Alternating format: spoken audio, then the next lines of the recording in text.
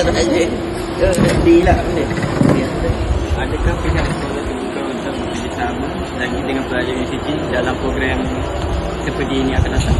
Oh, sudah tentu sebab kita memerlukan orang kata apa ni? Sokongan daripada pihak yang kini terutamanya kan, supaya kita lebih maju untuk memperkenalkan robotik ni kat budak-budak kita. Macam robotik tandingan itu. Nah, Soalan lain, lagi apakah harapan guru besar terhadap kesinambungan pendedahan STEM dalam kalangan murid di sekolah rendah? Alhamdulillah, kita tengok pada pendedahan hari ni murid-murid kita belajar satu yang baru yang boleh diketengahkan lagi untuk pelajar-pelajar lain lagi supaya biar semua orang dapat tahu mengenai robotik ni semualah.